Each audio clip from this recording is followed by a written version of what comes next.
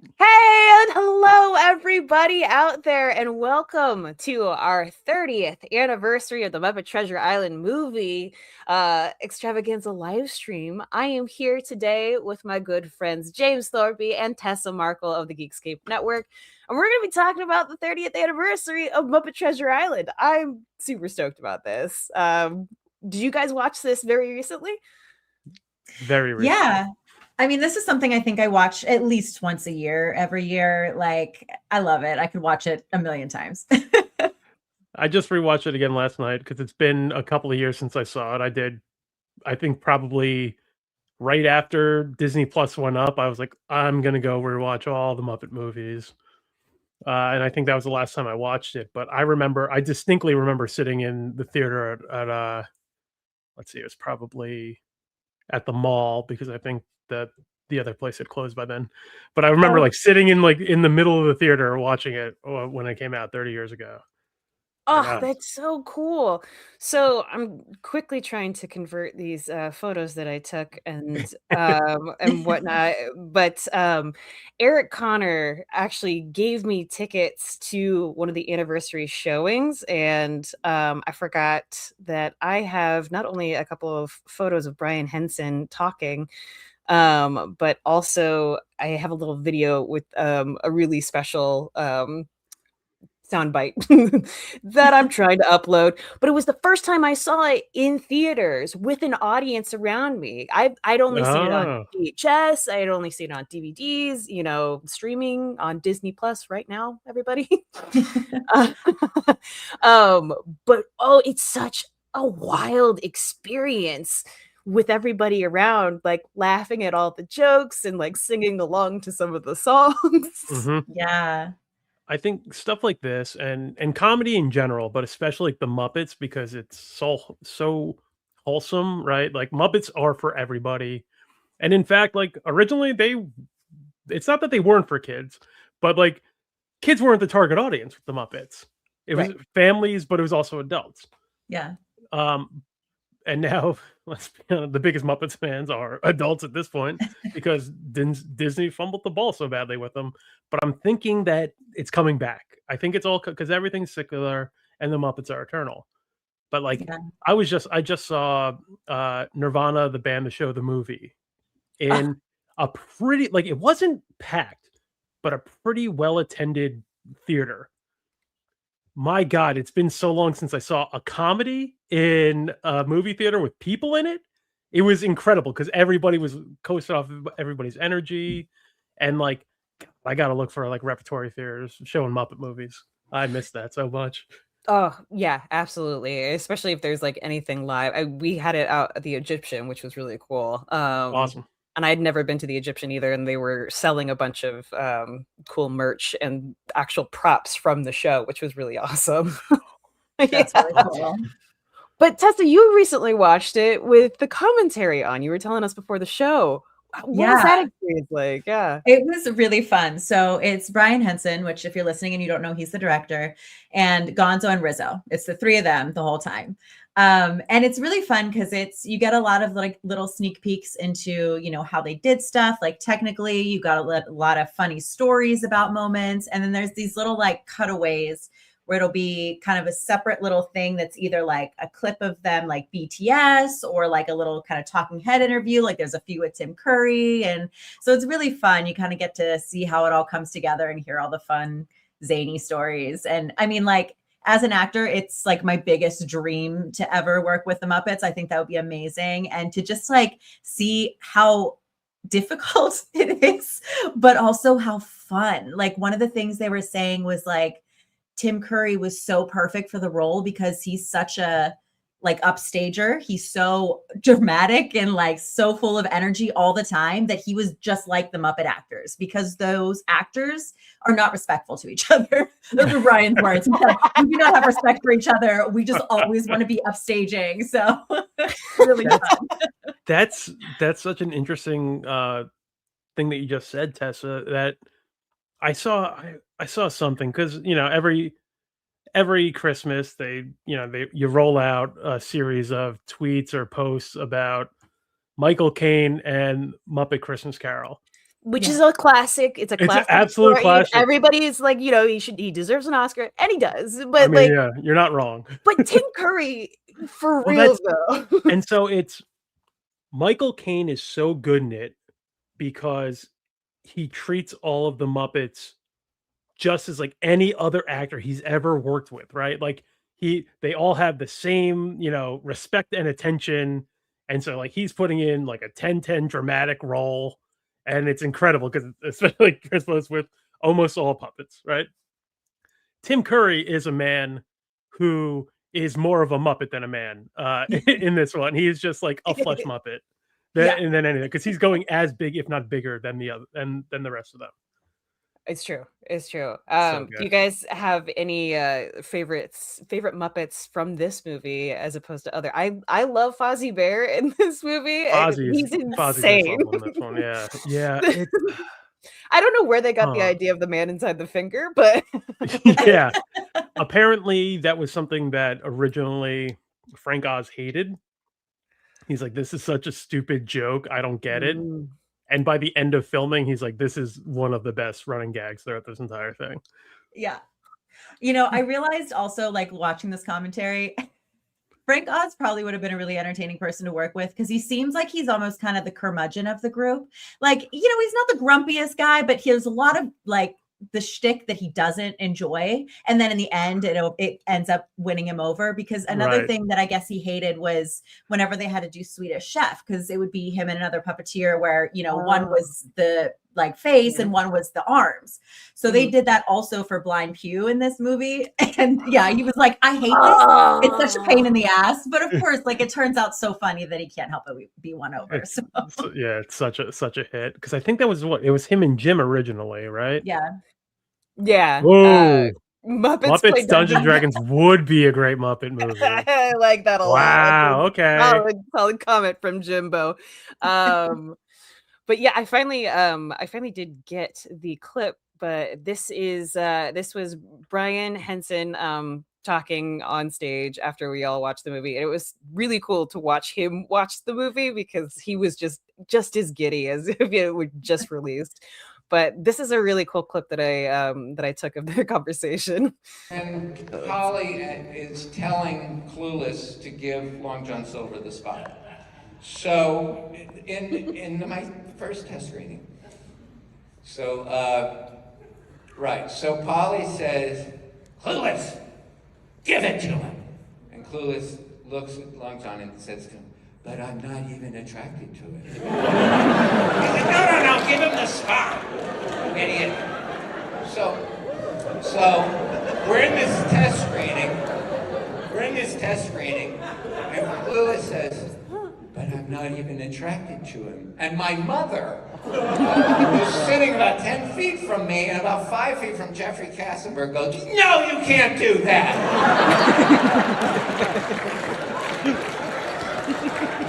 So, needless to say, we changed that line. So yeah, they were talking. One of the audience members asked them if they had changed anything through testing and whatnot, and that was the story he told. He was like, "Yeah, there was one line because my mom got upset." But that's kind of the beauty of the Muppets, and not just in this movie, but like in general. I feel like it's like made for adults, but it's kid friendly, because the adult jokes are still there, but they go over kids' heads. So like you can enjoy it at any age. Like when I first watched this, it had to have been shortly after it came out, because I know that I was pretty little, and I rented it. And then anytime my parents would let me go rent a movie, I always wanted to rent that again. I was like, sure, maybe we can rent something new also, but like I need to rent that every single weekend. So that was a classic in our house until we like begged to get the VHS. Yeah. Was there ever like a joke or anything that like flew over your head that you can remember from this movie? Oh man. The problem, it would be different if there was a bigger gap between me watching it as a kid and then watching it as an adult. Because you know, I'm sure that when I was, you know, when I rewatched it when I was like 16 or 17, I'm like, oh. And then I watched it, you know, when I was 23 and I'm like, Oh, Um, James, do you mind telling us perhaps the story of this but interaction? Tim Curry's Muppet. You see, what I can't do it. Here you try to do a Tim Curry I got a very, very limited shelf life of my bad Tim Curry impression. So apparently, the Tim Curry Muppet was given to him at the end of the shoot as a wrap gift by No way. the Henson company, by Henson Studios, and he said that it was the greatest gift that he ever received. Oh. And I believe it because I think everybody's dream is to have their own Muppet, right? I mean, yeah, I feel like I'm suited to play Sweetums just because of my height. And Sweetums is my favorite character, especially in this movie when he Sweetums is just great in turns. this. Yeah, Sweetums is great in this. Like, oh, I love you guys. Apparently too, and I don't know if it was the same person throughout the entire movie, but at least in the like pirate song when they all have Jim and they have that song on the beach, Sweetums is played by Brian's brother. So I don't know what the other Henson brother name is, but he was in Sweetums at that I think point. it's John. No. Yeah, I don't know. I think it might be John. Okay. But because if memory serves, Sweetums was Brian's character for so Oh, long. okay. Was Okay. it really? I believe that at least at one point, I think Brian was playing Sweetums for some of the earlier movies while Jim was directing it. Jim and Frank were directing it. Yeah. So, So interesting. to go back to your question about like who your favorite Muppet is for this, Mhm. Sam Eagle. Oh, It's gotta be yeah. Sam Eagle because this is his like first like meaty role in any of the movies. Usually he's just Mhm. in one or two scenes and he's like maybe background and stuff like that. But he actually plays a character and he's integral to this one too. Yeah, that's very true. I think mine would have to be Polly, Clueless, and I forget the third one's name, but Oh, yeah. they're the just so three fun. the three goons. Yeah. Yeah. My favorite Polly- moment, I think, with them too is right after Cabin Fever when like everybody else on the ship, it's like nothing ever happened. And then Clueless is down there like, what was that song? Cabin Fever. It's such a good impression, by the way. That was really well done. Perfect. I am kind of bummed we never got to see that character again, that goat character again. Yeah. a lot of those things apparently like they're like all stored away somewhere, in the new Muppet space, which I believe is on the Fox lot now. Mm. Is that what it is? Okay, yeah. I think so, because unfortunately they sold the Muppet Studio, which is an absolute It's a shame. shame. It's And I kinda- used to it's a drive shame. by it all the time down off of it's like between Sunset and Hollywood, I think. Yeah. And they always had that, those high pitched like make the kids not stick around too long security things. Is that what they had there? They had one of those like in that area, and I remember because Interesting. I like throughout my 20s I would be driving past the studio and just like longingly looking at Kermit with his top hat just like saying hello, and I was like and then I would hear that and I'm like keep driving. The decibel. Yeah. Shout out to Husey. Husey, thanks so much for coming in and watching with us. Tim Curry seems like the type to expect a lot of flavors. Get it? Hit that like button. Solid pun. Yeah, no, I also love just like how many different Muppets we have in this one. Like we've got It's the crazy. talking tiki heads, we've got the classic Muppets, we've got the array of rats on their cruise. Do either of you remember when like Rizzo especially, but the rats in general became like such a big thing? Because like I'm watching the second episode. I've got the second episode of Muppet Show pause right now, so that's 1970 what at this point. Sure. And like there are a couple of rats, so like I feel like the rats have been around since day one, but like Rizzo showed up, I think, like way later on, maybe Muppet movie. Maybe, but like pairing him and Gonzo up was like, I don't know. I can't remember when all that started. I mean, I feel like I first took notice because of Christmas Carol, and that movie was like a perfect pairing of Gonzo and Rizzo. Absolutely.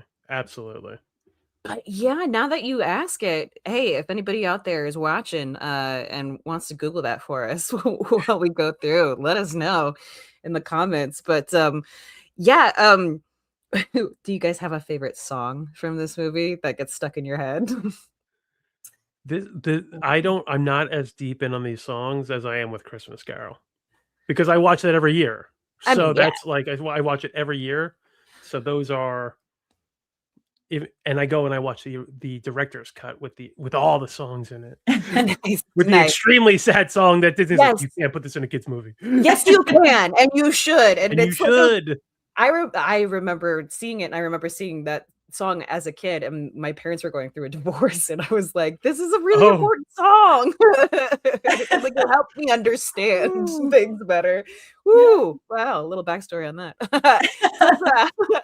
How about you? Do you have any favorite songs from Muppet Treasure Island?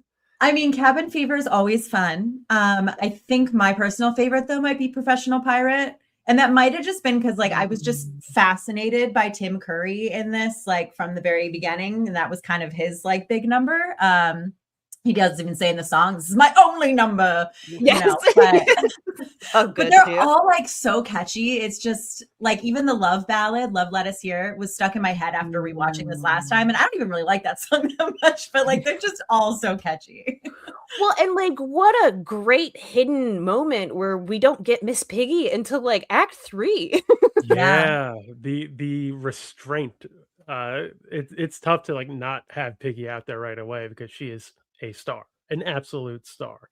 Oh, Yeah. totally. And her opening moment is just so beautiful. And Brian Henson talked about that when we were at the show at the Egyptian, and he was talking about how they wanted to get a real life elephant, and like they didn't want to do a puppet for it. They wanted it to be like the most magnanimous opening for Miss Piggy. Like it just had to be like a huge deal. And so they're like, it was great, but the elephant kept shitting everywhere every time they would like walk it in a circle. It was just like, we need to shoot that quickly and get it out of the way. Oh man. Incredible. Here's a little behind the scenes of I believe this is just London, right? Yeah, London or whatever seaside, city that they're port. in. Yeah, port- that's where the they port's come there. like coming through when they're first introducing Kermit. He's on that, horse and carriage that's bustling through the streets, and yeah. with Mr. Curry's chair there as well. Right there in the center. Man, that ship though, that was like such a cool ship. And then they built it practically and on rockers too, didn't they? Yeah. Mm-hmm. Which is insane. And so much of the motion apparently was in fact very realistic that they had to give poor Tim Curry Gemini because it was too much. And then it knocked him out. Like he couldn't stay awake to film. He was pissed by the end of it. And you could kind of tell in that shot, the first shot when he's introduced too, because his eyes are like slitted and he's just like, ah, and he kind of looks like he's drunk, I'm not gonna lie. I mean, it works for a pirate, so. Yeah, it does. absolutely. It does. Did you know? So when they originally were doing like camera tests and costuming and stuff like that, he was gonna have the classic peg leg for Long John Silver. Oh. They tried it for like one day, and he was in so much pain to have like, I guess the way that was sitting on his knee. Yeah. So he's like, he's the one who's like, can you make me a crutch instead? And I'll throw that physicality into it. And I think the crutch is cool. It's like it's such a different take on them, like you're usually you see, the boot and the peg leg for the chef in this. And I thought it was a nice little change, like just those little things that they do. It's like, yes, it's the straightforward story of Treasure Island, and then Muppet, mucking it up there in the middle. Did you guys like? Were you encouraged to read the book as a kid after seeing the movie?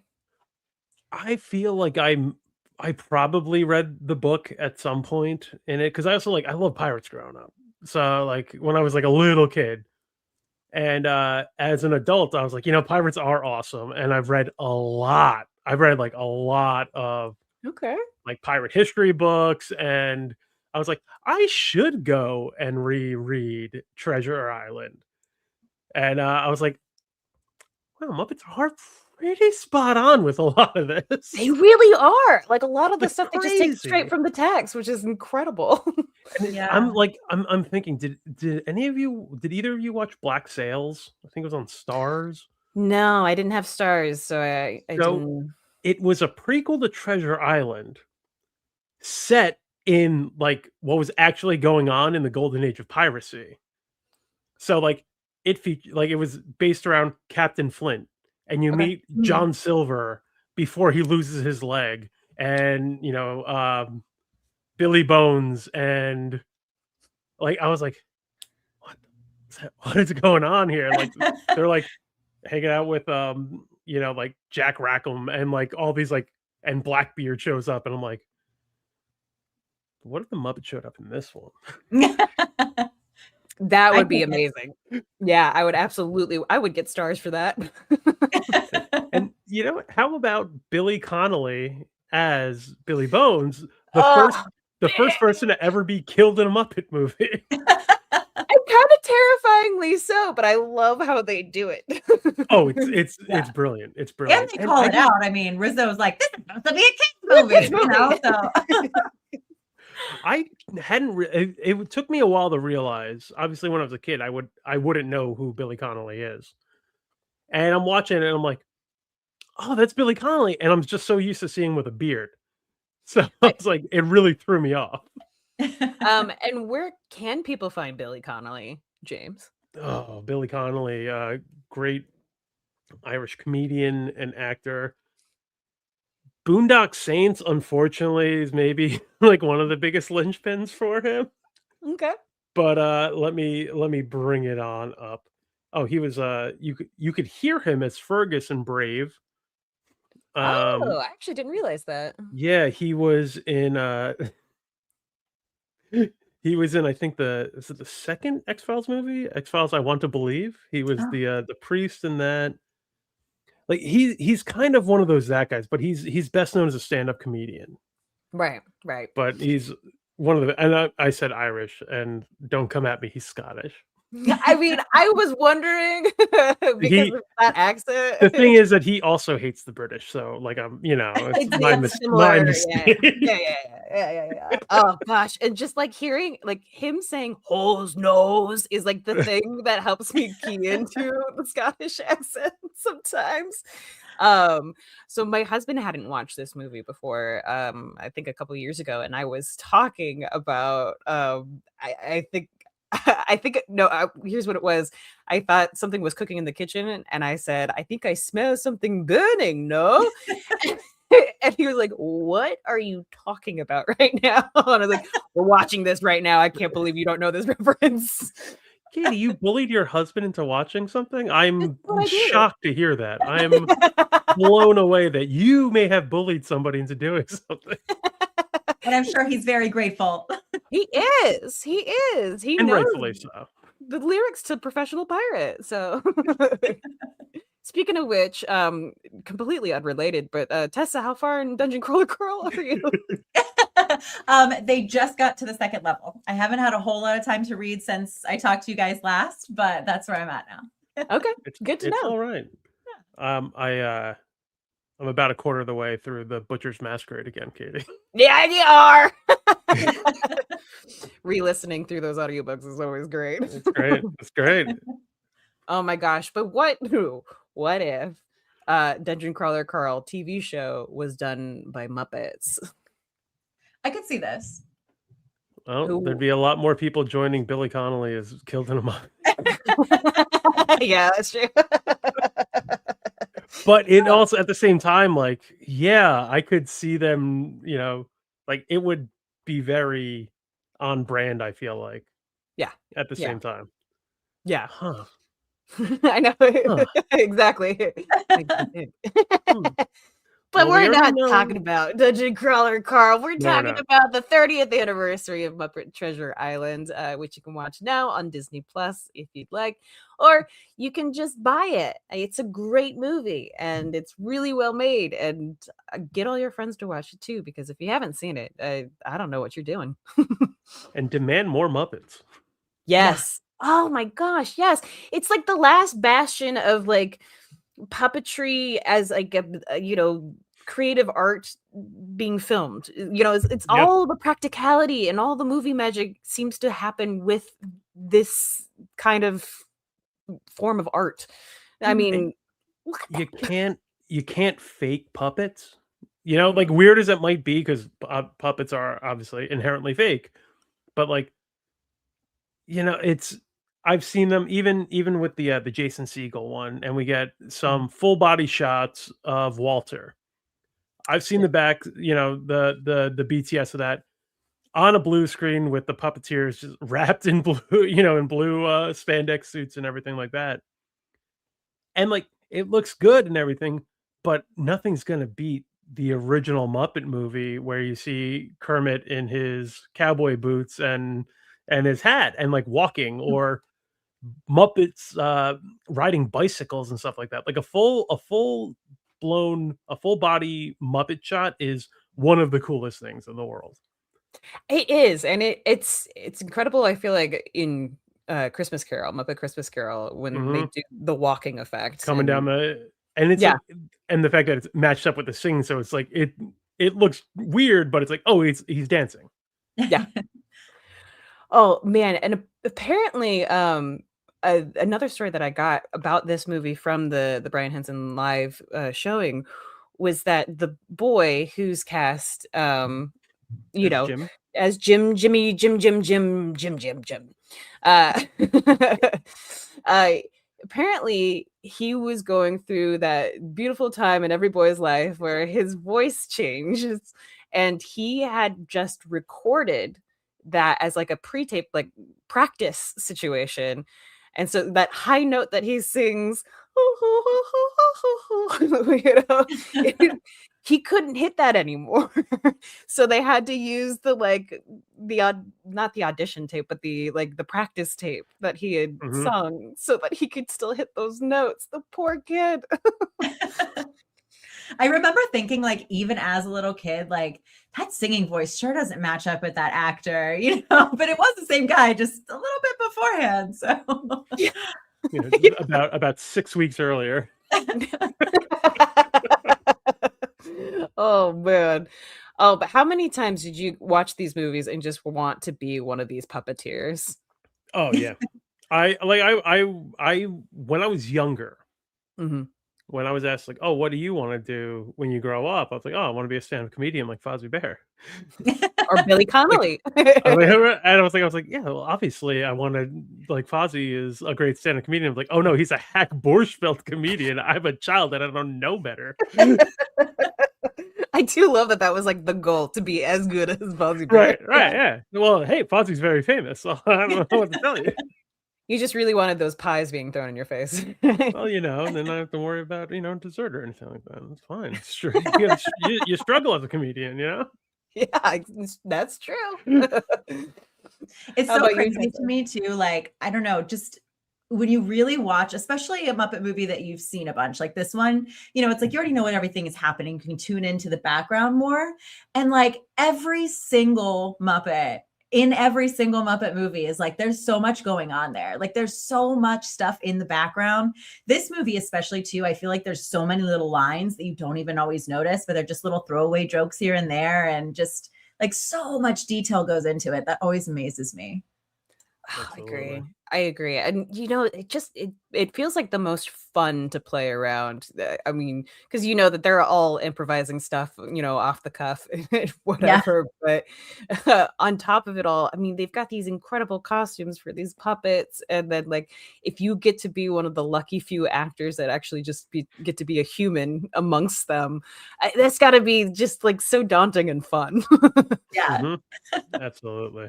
I mean, you're acting across royalty at that point. I mean, Oh. Obviously. Oh, and honestly, I'm so excited for who was it? Someone was saying that they were gonna do a Muppet movie with Miss Piggy, and they're like, we're Oh, not. it's Emma Stone and Yeah, Jennifer Lawrence are producing a movie, a Miss Oh. Piggy movie. yeah. And yeah, in an interview, somebody asked Emma Stone, like, "So are you playing Miss Piggy?" And she's like, "I would never." Like, are you kidding me? Why would you ask me a ridiculous question like that? Miss Piggy's a star. Miss So they're like, Piggy they're is doing like like, a Miss Piggy biopic starring Miss Piggy, which That's I'm like, I'm so I'm stoked. so wildly on board for. And I kind of hope she's like the only Muppet in. I hope it's all people and Miss Piggy. That would be interesting. Well, no, because with the lore, like we've seen her parents. All right, maybe like a hand, but I think the majority of people she's got to deal with are people and not puppets. Yeah, I'm here for this. Yeah. I'm sure Kermit will be in there at some Well, point. and it's a movie, right? So like, Yeah. why wouldn't Kermit be recast as like I don't That's know, like true. That's true. honestly, and I'll say it. I don't care. Ryan Gosling, all right, get Ryan Gosling. Ryan Gosling is great when he does comedy. Yes, he Yeah. is. I think he'd be great with Muppets too. He's got that kind of personality. He'd work well with them. And he's Yeah. like tall, and he's like a tall guy. Much like Jason Segel. So apparently in the new Muppet Show, everyone was like, it was so easy to shoot Sabrina Carpenter with the Muppets because she's Oh, not sure. that much bigger. Right. They didn't have to have any boards or anything. It's like when like the one scene that they shot with Seth Rogen, you're like, well, it was easier because you can just frame him up, and then I can't believe I'm going to say this. I'm not sure of the actor who is portraying Fozzie since Frank Oz doesn't do it anymore. That's a good question. But like it was easier because like he just stood up a little high. Let's see. Fozzie Bear looks like Richard Hunt, Frank Oz, Kevin Clash, Eric Jacobson. Oh, is Eric Bauza doing it? Friend of the network, Eric Bauza. It Ooh. looks like he's credited at least for Muppet Babies. That's why. He played his voice. That makes a lot of sense. He does a lot of really great voices. That was Yeah, I think Muppet Kevin Clash Babies. was performing Fozzie for a good part of this movie. Because when Frank wasn't, at least. Right. When Frank was playing a bunch of people in this one. Yes, he was. Bunch of people in this one. You still had a lot of the OG cast and crew in this. It's unfortunate. It's like every couple of Muppet movies after Jim and Richard died, then it's like, oh well, we don't have this one anymore, and then and they're passing, and like it sucks that Frank's not doing Piggy anymore, especially Piggy out of everyone. I know, he's so classic for that. So I mean, he's the best to ever do it, right? Like, yeah, I don't know. Like, was it Kevin Whitmire? It's an admirable stand-in for Jim, but and then it came to the point where it's like, oh, like he's been doing it almost as long as Jim did. Wow. Yeah. And now I gotta say this. Not we're not supposed to talk about the special too much, but I think Kermit's performance in the special is the best of this newest performer of Kermit. Really? Oh, that's really great to hear. I think so. And it could just be that like he's done it more now, so he's more used to it. It's not so much of an impression of Kermit. Like it actually sounds like Kermit now. And maybe just because like I'm getting used to him. That's fair. Yeah, it is funny because like even when we went and saw this the movie live, just looking at Brian Henson, who's constantly saying like I have so much love for this and everybody who's come and everybody who's like enjoyed the movie. He's like, I've always felt like in the shadow, and I'm like, dude, you're starting to look exactly like Jim now. It's weird. Genetics are strong. And his look, his sound, everything is like, whoa, I hope you're doing good. And that you're not hiding anything, because you're like our last remnant of like such a beautiful legacy. But yeah. It's true. Speaking of Brian specifically, have you guys heard of Puppet Up? I think it's called. Yeah. Yeah, it's something I want to go to. For anyone listening, it's like it's Brian that does it, but it's technically not the Muppets because, you know, copyright and all that. But he does Not like an nearly improv as wholesome. show. Yes. Yeah. Yeah, improv show with like some really great improvisers. I think a lot of them are from the Groundlings at least. Nice. And I've not been. I've always wanted to go. Yeah, same. Where is that? That's like down in Hollywood somewhere, right? That they I usually think it's at the Montalban where they have like the rooftop cinema. I'm pretty sure. I love okay. that area. Oh, that's fun. That's really fun to see. Yeah. And I think they do it every year. So one of these years. I saw a lot of people, a lot of the puppet performers that do Puppet Up Mhm. were performing. They were Muppeteers in the special, because I know that I think Paul Scheer's cousin, actor comedian Paul Scheer, his cousin does performing with Puppet Up, and I saw her name in the credits of the special. Nice. What a fun connection. I didn't know that. And I misspoke. Brian Sweetums was not Brian's character. Sweetums was John's character. John passed away in 2014, unfortunately. Oh gosh! Oh, how sad! I didn't realize that. Did it say by any chance what he passed away from? Heart attack. Oh boy, Yeah. that's too bad. That is too bad. You know, and whenever I think of the Muppets, I do get a little bit especially any of the Muppets post Jim. I get a little sad because Jim Henson had so many years left that he could have, and Disney killed him. Yeah. Wait, what? Well, not breaking news, everybody. Not like because they were in talks for the sale of the company to Disney in the early 90s, right? And he was going so busy, you know, because he was doing like Labyrinth and Dark Crystal, and like he was going back and back, and it was like the inner turmoil of like, do I sell the company to this mega corporation? Do I hold on to it? Right. And you know, from everything I've heard, Disney's like super chill when they're doing business, and it's like it seems like and no problem and all that, from what I've heard. And you know, no reason that it would be stressful or anything like that. And then he got sick, and you know, there's the Christian Scientist like whole thing. Like, could have just gone to a doctor and he would have been okay, but like so stressed out that like he wasn't even thinking about his like own health when it happened. It sucks. Like, it just sucks. Yeah. It's so like I'm thinking about all the possibilities that could have happened, right? Yeah. Maybe we wouldn't have gotten Muppet Christmas Carol, but I think they were already working on that before Jim passed. Yeah, well, because I mean, Brian wasn't supposed to direct it. I think that was the big thing, is that Brian wasn't supposed to direct Muppet Christmas Carol. Right. So I do love that Brian took it on though, because he was, you know, already involved. He's continuing the legacy. Like, imagine if he had kids that had no interest in doing it, you know. So at least he stayed in the family as long as it could. And yeah, and it's not like he's not still involved. So I mean, at least there's that, right? Like, there is a Henson working with the Muppets. So at least there's that. And he is the closest thing to Jim in every way.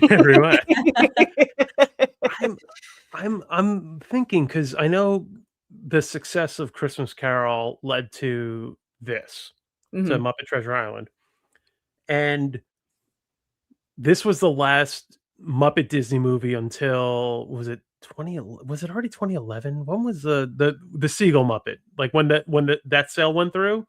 This was the last Disney Muppet movie until then. Because I think they went over to Sony afterwards. So like their original plan was that they were going to adapt a whole bunch of other classics. Because it was going to be like a Wishbone situation where royalty-free stories and you know, some of the classics, and then recreating Muppet Robin Hood. Yeah. I think Muppet King Arthur was actually was supposed to be the next one. That would have been fabulous. Which would have been crazy, because you know, clearly they're going to bring in some siren to play Morgan Le Fay, right? Like gotta be some siren to play Morgan Le Fay. And who would it be? That or Miss Piggy? I don't, you know. Piggy's gotta be what's her name? Guinevere, right? Fair enough. Yeah, you're right. Well, Hmm. I mean, who would be the young person being King Arthur? Oh, now that's a good question, because I would have That thought that it would be Kermit would be King Arthur, but or would or one of would Kermit's Lancelot, sons? or he be Lancelot? I think he'd probably be Lancelot. Would and Scooter clearly wouldn't be in it, because like Scooter's whole thing is that, because it's right, the whole conceit of the Muppets is that they are a troupe of performers. Right. So like, oh, they're doing a stage version of Christmas Carol, they're doing a stage version of Treasure Island, which is why Scooter's not in any of those movies. Why he's Oh, I strictly the That Muppet makes Show, because sense. except for the Okay. like when he first joins up, the whole concept is that Scooter's uncle owns the theater.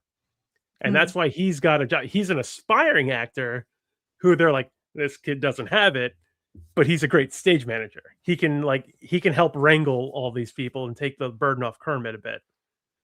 Like, he's a failed actor turned stage manager, which I'm not saying that it's not something you hear about all the time.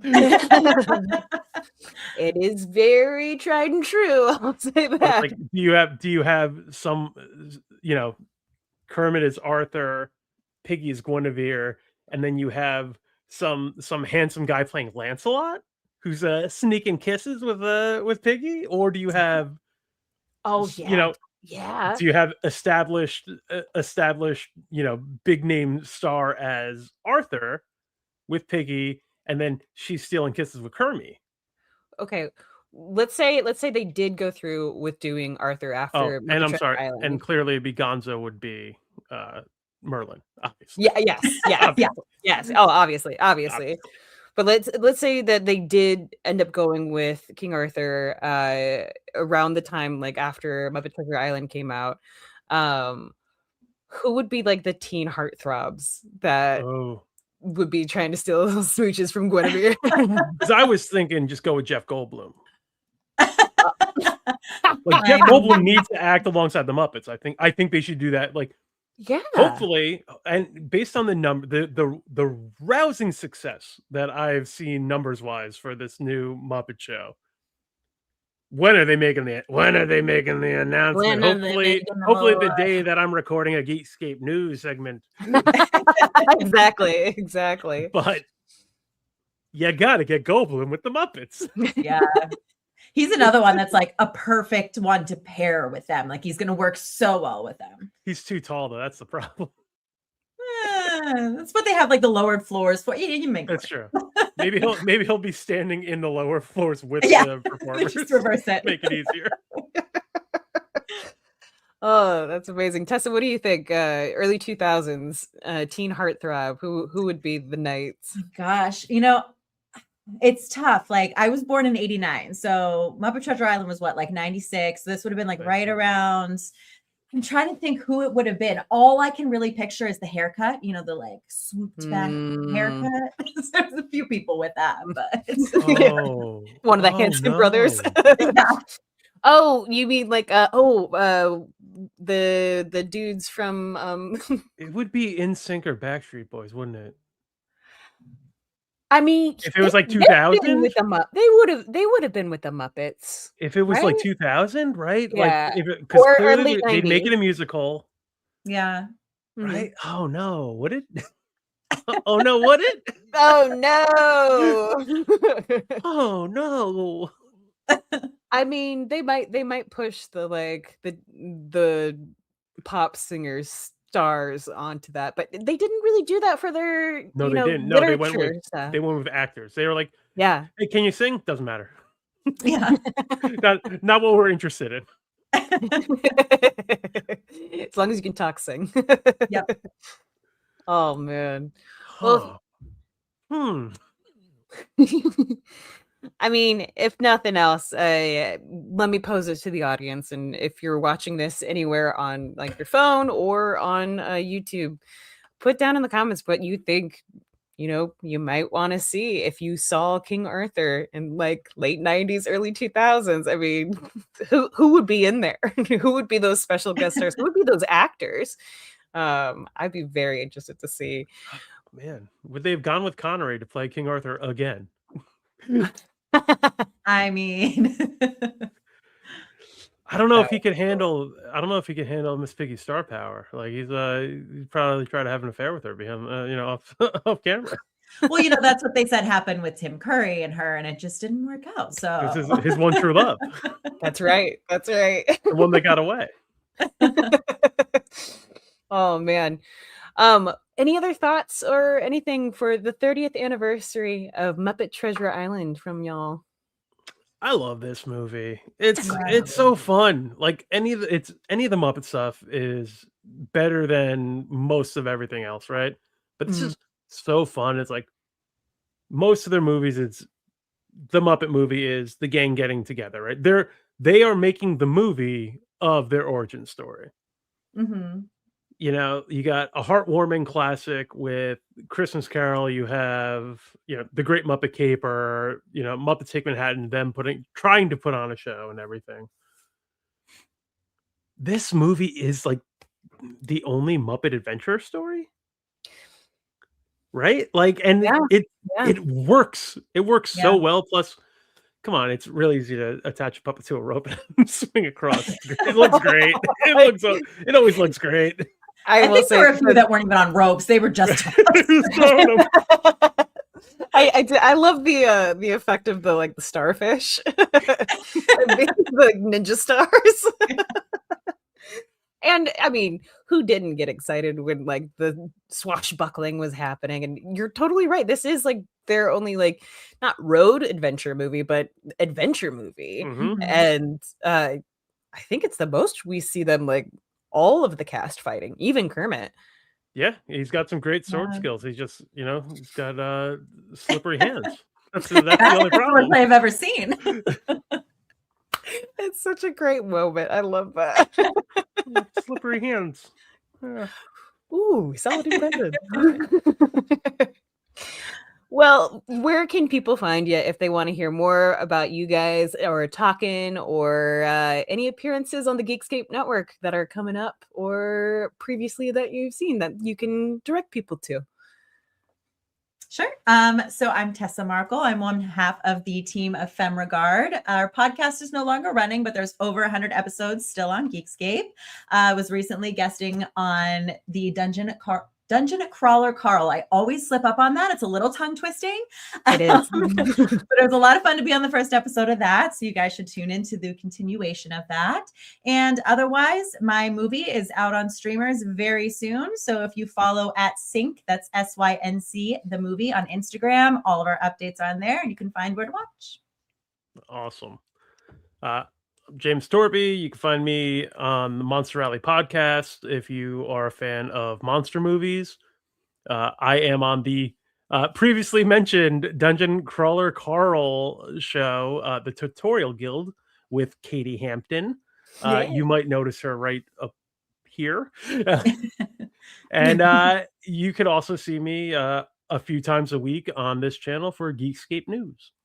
It's true, and you can usually find them along with me.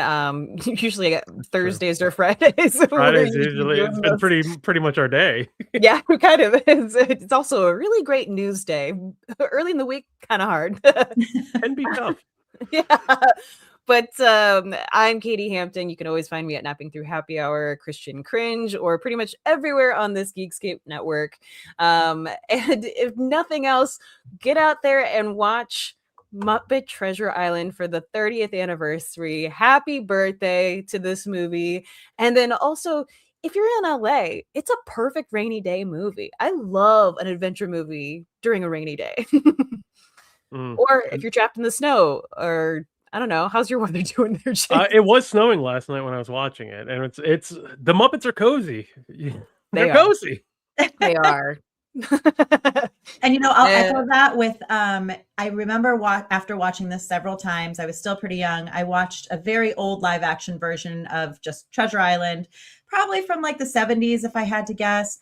And all I really remember from it is at some point I think that the captain was leading them in prayer or whatever, and Long John just ended with a "Amen." Oh my gosh. That's incredible. And an amen to all of you out there. Thank you so much for everybody who watch today, and get out there and go watch some more Muppet Treasure Island. Bye, y'all.